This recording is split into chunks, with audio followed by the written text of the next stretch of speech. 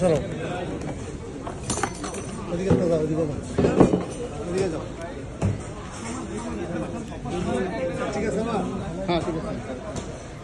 সম্মানিত দেশবাসী, আপনারা দেখেন হযরত শাহজালাল আন্তর্জাতিক বিমানবন্দরে আজকে পিবিএন টিমের পক্ষ থেকে আমি এবং আমার কিছু সহকর্মী বন্ধুদেরকে নিয়ে আজকে যে অপারেশন আমরা চালিয়েছিলাম সেটা অত্যন্ত দুঃখজনক। যে 5 জন যাত্রী আপনারা দেখেন, তাদেরকে দেখাও 5 জন যাত্রী মানুষ বলা তার অন্যতম হোতা সহ। আর এই সেই যাত্রীরা আপনারা দেখতে পাচ্ছেন 90 বোতল লিকার এবং 15 পিস মোবাইল, 10 পিস শাড়ি সহ আজকে ইন্ডিগো ফ্লাইটে ভোর 7টা 15 মিনিটে হযরত শাহজালাল আন্তর্জাতিক বিমানবন্দর অবতরণ করেন।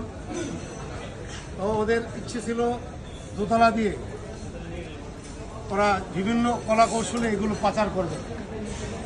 আমরা সেই ওদের এই অবস্থা বুঝতে পেরে আমার টিম নিয়ে আমরা সেই সকাল থেকে বিভিন্ন জায়গায় আমরা বসেছিলাম এবং এই এহেন কার্যকলাপ আমরা আজকে তাদেরকে আটকে দিয়ে কার্যকলাপকে প্রতিরোধ করতে সক্ষম হয়েছি। একটা রাষ্ট্রকে ক্ষতিগ্রস্ত করার জন্য আপনারা দেখতে পাচ্ছেন যে আজকে এই দেশের যুব সমাজ মাদকে আসক্ত হয়ে যাচ্ছে। আর সেই মাদকের মূল হোতা হলো সেই ইন্ডিয়ান এই যাত্রী নামের যে মানে তারা আমাদের দেশে প্রতিদিন মানে একজন যাত্রী হিসেবে 1 বোতল লিকার পায় আইনত। এইটাকে কেন্দ্র করে একজন যাত্রী প্রচুর পরিমাণে 18 বোতল করে লিকার নিয়ে আসছে। জানি না কে বা কারা তাদেরকে সহায়তা করছে, কিভাবে তারা বাইরে যাওয়ার পরিকল্পনা করতেছিল।